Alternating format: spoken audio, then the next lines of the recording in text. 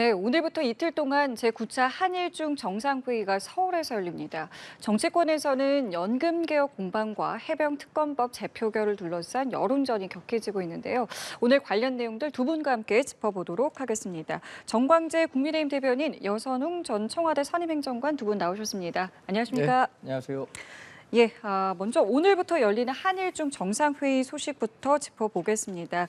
저희가 앞서 전해드렸습니다마는 윤 대통령과 리창 총리의 회담은 시작이 됐고요. 이제 내일 한일중 정상이 만나서 회의를 하고 이게 4년 한 5개월여 만인데요. 뭐 여러 의미가 좀 있을 것 같습니다. 일단은 이번에 만남에 대해서 어떤 의미를 좀 부여하시는지 좀 먼저 듣겠습니다. 네, 4년 5개월 만에 처음 열리는 한일중 정상회담, 이게 좀 더 자주 열려서 이 주변 3국 간의 이 공조 더 활성화됐으면 하는 바람인데, 지난 4년 5개월간 한국과 일본은 당시 문재인 정부 시절에 조금 불편한 관계가 형성됐고요. 또 윤석열 정부 이후에 한중 관계가 다소 삐걱거리는 것 아니냐, 이런 우려의 목소리도 있었는데, 이런 것들을 복원하는 자리라고 생각이 듭니다. 그리고 조금 더 정례화하는 자리가 마련됐으면 좋겠다는 생각이고요. 오늘 6대 협력 분야에 대해서 논의를 한다고 했는데, 인적 교류 활성화와 특히 한중 같은 경우엔 최근에 이 경제 통상 협력이 조금 부족한 부분이 있었는데, 이것을 어떻게 좀 더 복원시킬 수 있는가라는 부분들에 대한 논의가 활발히 진행될 것으로 기대하고 있고, 또 뭐 좋은 성과물들로 나오기를 예상하고 있습니다. 예, 먼저 의미에 대해서 어떻게 좀 생각하시는지 들을게요. 네, 이번 이제 한일중, 한중일 정상회의 같은 경우에는 사실은 그 결과를 기대하는 거는 약간 조금 어렵겠다. 방금 이제 윤석열 대통령 말씀 중에서도 그러니까 이른바 이제 예민한 문제인 한반도 비핵화나 북한 문제 관련해서는 언급이 별도로 없으셨거든요. 근데 이제 이 한일중 정상회의가 정광재 대변인님 말씀하신 것처럼 이 3국 간의 대화 채널이 복원됐다. 여기에는 가장 큰 의미를 둘 수 있을 것 같습니다. 사실은 지금 2019년 이래 이제 4년 동안 한반도 열리지 않았고, 원래 이 한일중 정상회의가 예전에 2008년에 이명박 대통령 때 이렇게 이루어진 것이거든요. 그때도 이제 이명박 대통령, 박근혜 대통령 때도 이런 게 이제 정상회의가 계속 쭉 있었는데, 사실은 윤석열 대통령께서 취임하고 이후로 한일 또 한미 이렇게 가까워지면서 중국과의 관계가 이제 소원한 측면이 없지 않아 있었는데, 이번 정상회의를 통해서 그런 것들이 복원된다는 데 가장 큰 의미가 있겠다, 이렇게 좀 평가를 할 수 있을 것 같습니다. 예, 두 분 모두 대화 채널의 복원에 이제 큰 의미를 두셨고, 내일 회의가 끝나고 나면은 공동선언을 채택을 하게 됩니다. 여기 이제 어떤 수준의 내용들이 담기게 될지도 상당히 좀 관심인데, 어느 정도 수준을 좀 기대해봐야 되는 건가요? 사실 어제까지만 하더라도 외신 보도를 통해서, 특히 일본 매체 보도를 통해서 한반도 비핵화와 관련한 3국의 의견이 공동선언 형식으로 나올 수 있을 것이다라고 해서 굉장히 큰 기대감을 가졌습니다. 왜냐하면 이 북한 비핵화 문제에 있어서 중국의 영향이 절대적이라는 것은 모든 분들이 알고 계실 겁니다. 그럼에도 불구하고 중국 정부가 그동안 이 북한 비핵화 문제에 대해서 국제 세계와는 조금 다른 목소리를 내면서 북핵 개발을 일부 용인하는 듯한 모습을 보였었는데, 이런 부분들에 대해서 조금 더 전향적인 자세를 얻어낼 수 있으면 좋겠습니다만, 그게 포함되지 않을 것 같다고 해서 좀 아쉬운 부분은 있습니다. 네, 그러나 그럼에도 불구하고 지금 한중 관계가 과거만 못하다라는 평가가 지배적입니다. 그러니까 경제와 인적 교류와 관련해서는 조금 더 활성화될 수 있는 그런 계기를 마련하는 내용만 포함이 돼도 일단 과도기적 단계에서는 의미가 있다고 평가하겠습니다. 예, 어느 정도 수준이 담기면은 그래도 이만하면은 좋다라고 좀 저희가 볼 수 있는 걸까요? 글쎄요. 그러니까 애초에 이제 목표가 한반도 비핵화나 이런 예민한 문제들은 포함이 안 됐던 것 같아요. 그러니까 일본 요미우리 신문 같은 경우에는 이제 한반도 비핵화나 이런 문제들이 담길 수 있다, 이런 보도들이 잇따랐는데, 그 김태효 대통령실 이제 그 1차장, 그 안보 1차장께서 말씀하신 것 중에 뭐가 있냐면은 북한 비핵화나 남북 관계는 짧은 시간에 합의 결과를 이뤄내기 어렵다. 이 정상회담 기간 동안 벌써 이런 말씀을 하셨고, 대통령이 이제 그 중국 총리 그 양자회담 모두 발언에서도 관련해서 북한 비핵화 문제가 없었거든요. 그렇기 때문에 이 문제는 안 다뤄질 가능성이 있다. 그럼에도 불구하고 어쨌든 한중일을 만났다는데 큰 의의가 있고, 특히나 이제 중국과 일본 간에는 후쿠시마 그 오염수 방류 관련해 가지고 중국은 지금 일본산 수입하지 않고 있거든요. 근데 일본은 그 수입 금지를 푸는 게 굉장히 이번 회담의 목표라고 해요. 한중일 간은 아니지만 중일 간에 그런 결과물도 이끌어낸다면은 그것도 이제 한중일 회담의 성과가 될 수 있겠다. 이렇게 조금 볼 수 있을 것 같습니다. 예. 저는 이번에 네. 그 시진핑 중국 주석이 참여하지 않습니다. 원래 한일중 3국 정상회담에는 시진핑 주석이 참여하지는 않는 게 그동안 관례처럼 굳어져 있었는데 네. 시진핑 주석이 지금 방한 일정을 잡지 못하고 있습니다. 꽤 오랜 기간 한국을 방문할 차례임에도 불구하고 방문하지 못하고 있는데 한중 간에 시진핑 중국 주석이 한국을 방문해서 한중 간의 교류 활성화 또 북한 비핵화와 관련한 논의를 조금 더 심도 있게 할 수 있는 기회를 모색하는 논의가 있었으면 하는 바람은 갖고 있습니다. 예, 알겠습니다. 이 중국 총리와의 회담 결과 내용도 들어오는 대로 저희가 좀 바로 알려드리고 관련해서도 두 분과 또 이야기를 나눌 수 있었으면 좋겠습니다. 언제 나올지는 잘 모르겠으니까요. 자, 그럼 이번에는 국회 소식부터 좀 다시 한번 짚어볼게요. 일단 국회에서는 지금 연금 개혁과 관련한 논란이 상당합니다. 어제 그리고 오늘 지금 민주당 이재명 대표도 그렇고요. 김진표 국회의장도 합의해야 된다라고 좀 연일 압박하고 있는데요. 지금 이 모습 좀 어떻게 보고 계십니까? 저는 이제 21대 국회 임기가 얼마 남지 않은 상황에서 약간의 뜬금포 형식으로 던진 민주당 이재명 대표의 연금 개혁안 관련한 논의의 진정성을 어느 정도로 받아들여야 되는가 이런 부분에 대해서 우리 당이 좀 의구심을 갖고 있다는 말씀을 드리겠습니다. 이게 지난 5월 7일에 소득 대체율을 여야가 합의하기 어렵기 때문에 최종 결렬된 거였습니다. 그런데 이 구조 개혁을 동반한다면 우리는 이 소득 대체율 44%까지 올릴 수 있다고 했는데 이재명 대표는 이 구조 개혁을 동반한 논의는 싹 빼버리고 44%를 민주당이 전격 수용하겠다. 그러니까 대통령실과 국민의힘도 받아라. 이런 식으로 언론 플레이를 해서 정치적 의도로 가져가는 것은 책임 있는 정치인으로서 할 수 있는 일은 아니다라고 생각하고 있습니다. 그리고 이게 굉장히 복잡한 문제입니다. 특히 청년 세대와 미래 세대의 이 희생을 담보로 하는 연금은 지속 가능하지가 못한데 이 부분에 대한 본격적인 논의 없이 단순히 숫자를 일정 부분 조율하겠다라고 하는 것 자체가 굉장히 무리라는 생각을 갖고 있기 때문에 오늘 추경호 원내대표도 기자회견을 통해서 이것은 조금 더 심도 있게 22대 국회에 초반에 반드시 다뤄야 한다라는 의견을 말씀하셨으니까요. 그 부분을 국민의힘 당론으로 이해하셨으면 좋겠습니다. 예, 그러니까 시기적인 측면과 내용적인 측면 두 가지를 좀 말씀하셨는데 먼저 시기를 두고 사실 일주일도 지금 안 남았어요. 21대 국회가 지금 이 시점에 이걸 하는 것은 좀 너무 글쎄 좀 이상하다. 이제 이런 입장이신 건데요. 여기에 대해서는 좀 어떻게 생각하세요? 전혀 그렇지가 않은 게요. 국회에서 이제 연금 특위 만들어지면서 그 특위는 이제 여야가 같이 들어가는 거거든요. 예. 사실상 여야 합의안이 나왔다 이렇게 보시면 될 것 같습니다. 그러니까 국회 그 연금 특위에서 합의안이 나왔는데 그 연금 특위 합의안을 그러니까 21대 국회 특위 합의안을 21대 국회에서 처리하지 않는다는 것이 오히려 비정상이다 이렇게 말씀드릴 수 있을 것 같고요. 그러니까 여당에서 이제 이런 얘기를 하는 거예요.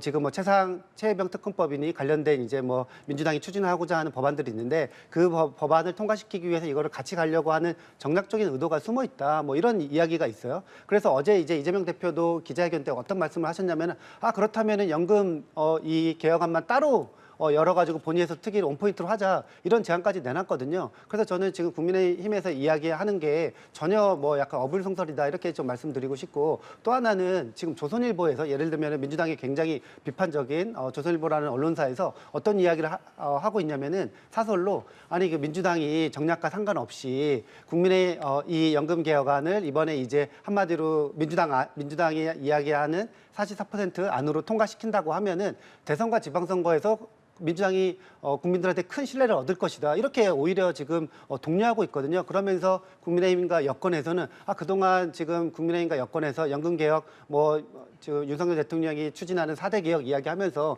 굉장히 할 것처럼 이야기를 했는데 결국에는 이 연금개혁안이 통과되려고 하니까 이거를 다시 안 하는 이유가 도대체 뭐냐. 이유를 모르겠다. 오히려 지금 여권을 지금 질타하고 있습니다. 이런 것만 봐도 사실은 지금 민주당이 추진하고자 하는 거에 오히려 진정성이 있다. 이렇게 좀 말씀드리고 싶어요. 그리고 또 하나는 지금 이제 계속 뭐 이야기 나오는 게 결국에는 지금 보험료 내는 돈, 네. 그 요율을 26년 만에 이제 여야가 어렵게 합의를 했는데 사실은 지금 뭐 돈을 받는 돈 가지고 지금 이제 국민의힘이 안이 있었는데 민주당이 그것까지 다 후퇴하면서 지금 사실상 국민의힘의 안을 다 받은 거거든요. 그 안을 받았는데 지금 뭐 정강재 대변인 말씀처럼 국민의힘 당론이 다른 구조개혁까지 같이 이루어져야 된다 이런 이야기를 하는데 그 이야기에 대해서도 조선일보가 무슨 얘기를 했냐면은 그것까지 같이 하자고 하는 건 안 하는 것과 똑같다 이런 얘기를 했어요. 민주당의 이야기가 아닙니다. 오히려 보수층에서도 지금 국민의힘을 굉장히 비판하고 있다 이런 말씀을 드리고 싶습니다. 예, 지금 글쎄요, 이게 지금 말씀하신 부분이 그러니까 지금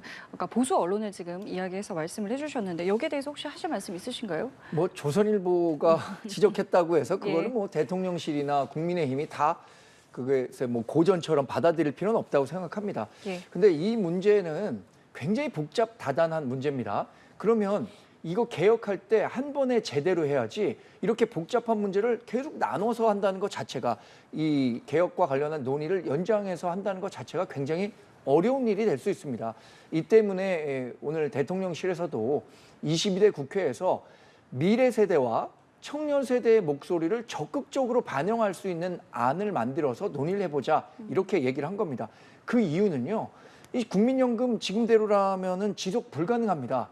모두 청년 세대와 미래 세대의 빚으로 운영이 돼야 되는데 이 청년 세대와 미래 세대의 목소리는 국회 내 논의에서 상당히 과소평가된 부분이 있다는 겁니다. 그러니까 청년 세대, 미래 세대의 목소리를 충분히 반영해서 제대로 개혁하자. 이게 이 대통령실과 저희 당이 갖고 있는 기본적인 입장인 거죠. 예. 뭐 조선일보가 어떤 방향으로 했다라고 하는 게 우리의 뭐 나침반이 될 수는 없는 일인 것 같습니다. 예, 실제로 오늘 추경호 원내대표도 그렇고 지금 말씀하신 대통령실에서도 이게 좀 타협의 과정이 좀 필요하고 절차가 좀 필요하다, 시간이 좀 필요하다라는 입장입니다.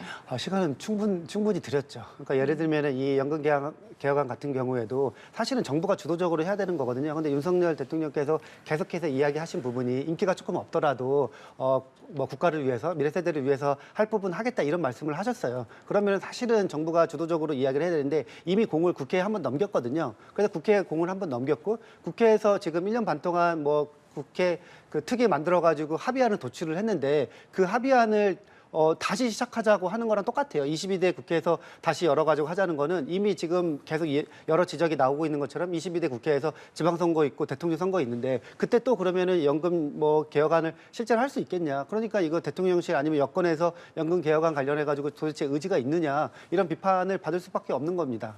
예, 제가 앞서 말씀드렸습니다만은 21대 국회가 일주일도 안 남았습니다. 그 말은 이제 22대 국회가 정말 코앞으로 다가왔다는 것이고 관련해서 22대 국회 원구성 협상을 비롯해서 여러 가지 협의를 위해서 여야 원내 지도부가 주말에, 그러니까 어제 만나려고 했습니다만 이게 취소가 됐어요. 이제 취소된 어떤 배경에 대해서도 뭐 여러 가지 이야기가 있습니다만은 어쨌든 이게 취소되고 원구성이라는 게 지금 주장하는 바도 상당히 좀 첨예하기 때문에 많이 늦어질 것 같다라는 이제 관측이 있는데 이 부분은 좀 어떻게 보고 계시는지요? 뭐 민주당 하기 나름인 것 같습니다.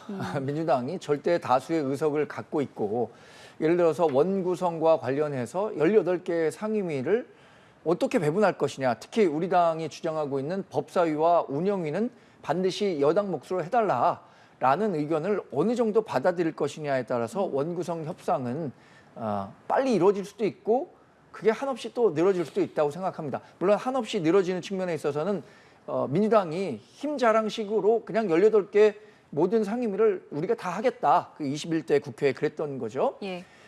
그랬던 것처럼 한다면 원구성이 조기에 마감될 수도 있겠지만 그에 대한 정치적 책임은 분명히 민주당이 져야 할 겁니다. 우리는 그동안 관례처럼 여겨져 왔던 법제사법위원회 또 운영위원회는 반드시 우리 당 몫으로 보장해 줄 것을 말씀드리고 있는 거고요. 지금 최상병 특검과 관련한 얘기 또 연금 개혁과 관련한 얘기들로 자꾸만 다른 이슈들을 끌어다 오니까 이런 원구성 협상과 관련해서 2+2 회의가 쉽게 이루어지기는 어려웠을 것 같다라는 평가는 가능할 것 같습니다. 이게 입장이 전혀 좁혀지지 않는데 이게 좁혀질 수 있는 상황도 아닌 것 같거든요. 앞으로 이 부분 좀 어떻게 진행될 것 같으세요? 21대 국회에서도 민주당이 이제 굉장히 다수석을 차지했었는데 그때도 원구성 협의가 잘 안 돼서 초반에는 아마 민주당이 상임위원장을 모두 가져왔던 기억이 조금 있는 것 같습니다. 근데 뭐 저는 개인적으로는 그렇게까지 상임위원장을 독식하는 거는 결과적으로 약간 좀 역풍이 불 것이다 이런 생각이 드는데요. 네. 근데 이제 민주당에서 주장하는 운영위원장, 법사위원장 같은 경우에는 이번에는 약간 조금 다른 국회와 다르게 가야 돼, 과거와 국회와 조금 다르게 가야 되지 않나 이런 생각을 가지고 있는데요. 지금 윤석열 대통령 취임 이래 계속 이제 대통령께서 거부권을 어떻게 보면은 약간 이제 굉장히 많이 사용하시면서 국회의 민의, 국회 입법권이 굉장히 이제 무시되거나 무력화되는 측면이 있었거든요. 그렇기 때문에 지금 민주당에서는 이른바 이제 운영위원장, 법사위원장을 반드시 가져와야겠다 이런 주장들이 뭐 다수가 있고 저는 사실은 불가피하게 뭐 그러면 안 되는 게 더 좋겠지만 대통령께서 거부권을 계속 행사하는 그런 정치를 하고 계시기 때문에 법사위원장이나 운영위원장도 민주당에서 가져와서 어떻게 보면 총선 민의, 국민의 민심을 약간 받드는 그런 국회의 모습을 보여줘야 된다. 뭐 이런 생각을 가지고 있습니다. 예, 알겠습니다. 이 부분도 어떻게 진행될지 다음 달 7일이 기한이거든요. 이 부분도 좀 지켜보도록 하겠고요. 해병특검법 재표결은 이제 이틀 앞으로 다가왔습니다. 화요일에 진행이 되겠고요.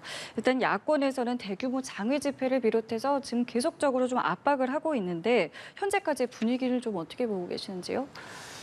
어제 뭐 장외 집회를 하면서 야권이 뭐 한 자리에 모이는 기회가 있었는데 저는 개혁신당이 이런 식의 아스팔트 정치, 그러니까 거리로 나가서 하는 투쟁 방식으로는 정치적 성과물을 얻어내기 어렵기 때문에 참여하지 않았다라는 부분에 주목하고 있습니다.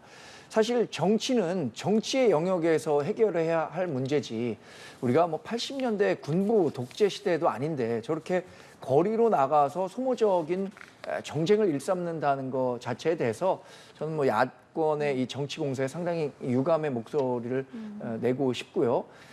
최상병 특검은 당에서 우리 당과 정부는 계속해서 이런 이유로 뭐 여러 가지 이유를 말씀드렸습니다.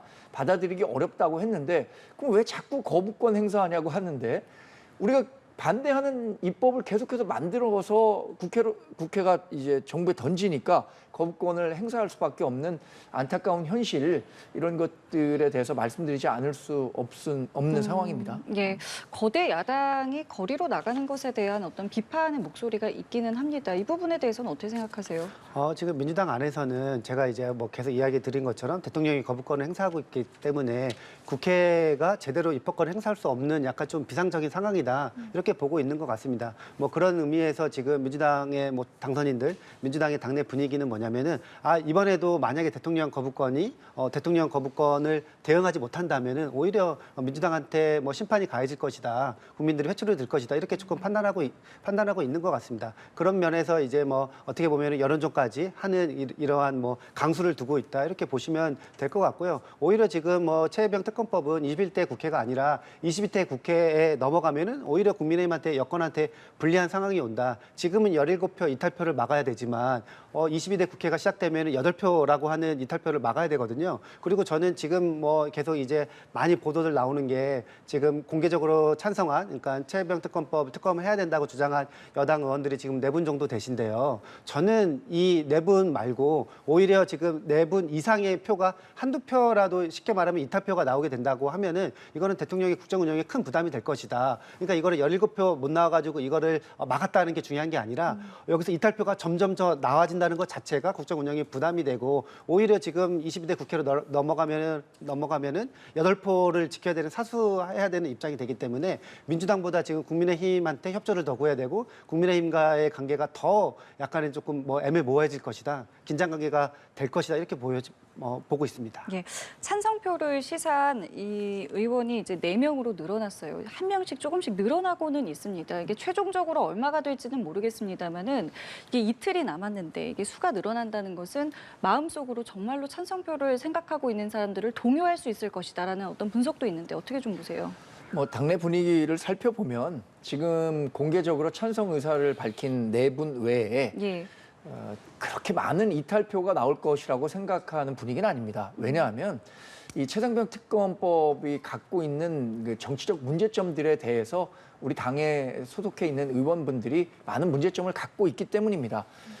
최상병의 안타까운 죽음에 대해서는 누구나 애도하는 마음 갖고 있을 겁니다. 그럼에도 불구하고 이번 최상병 특검법이 만약에 절차를 거쳐서 통과될 경우에 제2, 제3, 제4의 이런 정쟁용 특검 법안들이 만들어졌을 때 우리가 어떻게 대응할 수 있을 것인가, 이런 부분들에 대한 문제의식을 당에 있는 소속 의원들이 갖고 계시고요. 당내에서도 이런 논리를 근거로 해서 많은 소속 의원들에게 이야기를 하고 있는 겁니다. 이게 자칫 남은 3년 윤석열 대통령의 국정 동력을 상실시키고 여러 가지 이 정치적인 논란 속으로 빠져들 수 있는 문제이기 때문에 이런 것들을 막을 수 있는 공감대는 이미 형성돼 있다. 물론 일부 뭐 플러스 알파의 찬성표가 나올 가능성은 뭐 전 개인적으로는 있다고는 생각합니다만, 그게 뭐 17표가 돼서 제 의결이 될 것이다라고는 저뿐만 아니라 많은 민주당 의원들도 이런 그 생각을 갖고 계신데, 그럼에도 불구하고 지금 이렇게 밀어붙이는 건 이걸 정치적 동력 삼아서 22대에도 계속 끌어가겠다라는 의도가 숨어 있다고 봐야겠죠. 예, 이번 화요일에는 뭐 어느 정도 나올 것 같으세요? 지금 분위기를 보셨을 때요? 지금 뭐 공개적으로는 여당에서 4명, 그리고 박주민 지금 원내수석 역할 하시는 예. 박주민 의원께서 지금 뭐 여당 의원들 7, 8명 뭐 접촉하고 있다는 이런 보도들이 나오고 있거든요. 사실은 뭐 그런 숫자들만 합쳐봐도 뭐 17표는 되지는 않는 것 같아요. 근데 지금 우리가 나오는 그 17표라는 게 제적은 뭐 297명 다 참석하는 그 수치거든요. 근데 만약에 지금 국민의힘에서 22대 국회에 낙선, 그리고 네. 불출마하신 분들이 지금 55명 정도 되신다고 하는데, 그분들이 만약에 그냥 아예 그냥 투표를 참여하지 않는 것으로 사실상 뭐 찬성표한테 힘을 실어주는 그런 것도 그런 상황도 나올 수 있거든요. 그렇게 되면 사실은 17표보다 더 적은 표수로 이게 이제 찬성 가결될 수도 있습니다. 그렇기 때문에 저는 약간은 좀 예단하기 힘들지만, 아무래도 뭐 21대 국회에서 이게 통과가 될까, 약간 이런 데는 뭐 조금 어려울 것 같다, 이런 전망이 약간 우세적인 것 같고요. 근데 사실은 제가 계속 말씀드렸듯이 지금 공개적으로 표명한 이상의 뭐 쉽게 말하면 반대표, 그러니까 찬성표가 나온다고 하면은 이거는 국정 운영에 굉장히 큰 부담이 될 것이다. 그리고 이것이 바로 이제 민주당 같은 경우에는 22대 국회에서도 무조건 1호 법안으로 이 특검법을 내겠다고 이렇게 하고 있는 상황에서, 지금 21대가 아니라 22대 국회가 다가오면은 국민의힘은 더 어려운 상황에 처해질 것이다. 저는 이렇게 좀 예상을 하고 있습니다. 예, 알겠습니다. 오늘 두 분 말씀 저희 여기까지 함께하도록 하겠습니다. 지금까지 정광재 국민의힘 대변인, 여선웅 전 청와대 선임행정관과 함께했습니다. 두 분 감사합니다. 네, 고맙습니다.